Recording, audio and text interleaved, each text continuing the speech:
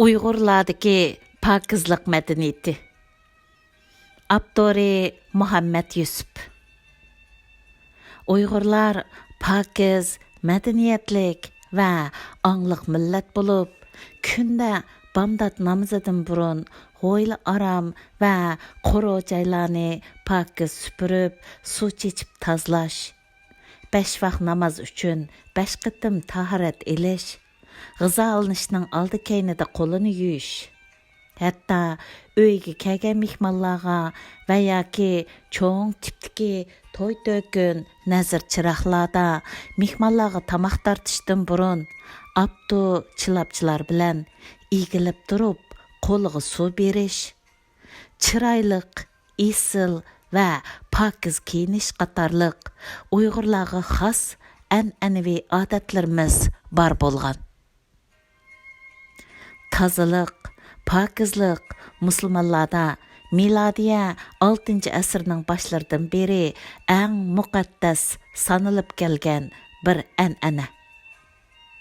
Musulmonlar, jumladan Uyg'urlar, Qur'oni Karimning tarbiyasi va islom payg'ambari Hazrati Muhammad alayhissalomning yetakchiligida az deganda haftada 2-3 qitim munchiq kirishning, soqol burtlarni va qo'l putlarning tirnoqlarini haftada biror qitim qisqartib, tozalab turishning, kunda 5 vaqt namoz uchun 5 qitim tahorat elib, ig'iz, burun, qo'l, put va yuzlarni 5 qitim yuvishning, kiyimlari ko'ni bo'lsa-mu, yuyib, chiroyliq, pakiz kiyishning, ommaviy faoliyatlarga jamoat bilan o'qiladigan namozlarga berishdan burun yuyinib, o'ziga xushbiroqlik buyumlarni chechib berishning naqadar muhim an'ana va esil madaniyat ekanligini o'rganib va amal qilib kelgan.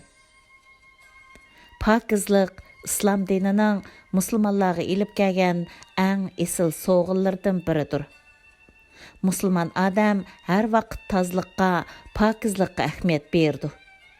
Uning kiyimi, badani hamisha pakiz, xushbiroq bo'ladi.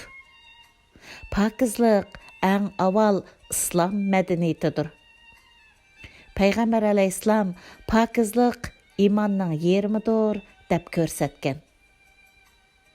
Islom dinining tozlikqa ahamiyat berib, musulmonlarni uningga buyurishida ularning tan saqligi, ruhiy, dini uchun foydali bo'lgan ko'plagan oliy hikmatlar bor.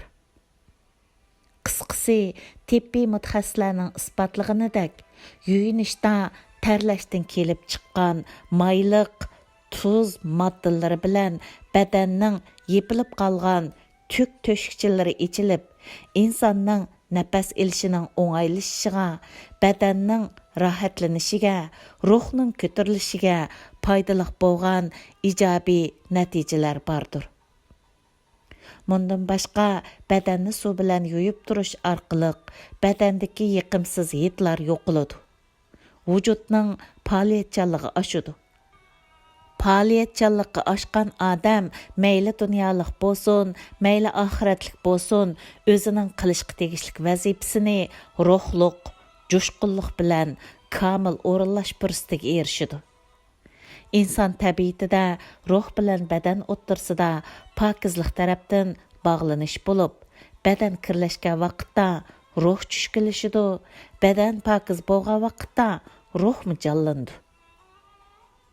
Islom dini bizni har turli baxtsizliklardan va og'riq-siyloqlardan saqlashga yetarlik qonun prinsiplarni belgilagan bo'lib, hozir biz Xitoy virusi balosidan saqlanish maqsadi bilan islom dinimizga yangidan qaytyapmiz. Agar biz 5 vaqt namozda tahoratni mukammal elib, Allah Taalaga chin qalbimiz bilan yuzlanib, ibodatni mukammal qilsak, islom madaniyati bizga ato qilgan tozlikqa ahamiyat berib, tibbiy jihatdagi tavsiyalarni 100% o'rindasak, Allah Taalaning yordami bilan bizning bu vabodan saqlanib qolishimizda shak yo'q. Məcburi dəm ilishdən paydalanıb, Allah Taala bilan bo'lgan munosabatimizni favqulodda kuchaytirib olsak, bu biz uchun nima degan yaxshi, ha? Məcburi dəm ilishdən paydalanıb 5 vaqt namozni 7 vaqtga chiqarsak, ya'ni bamdod namozining vaqtidan yarım soat burun o'rnimizdan turib, eng oz deganda 2 rakat tahajjud namozi o'qisak.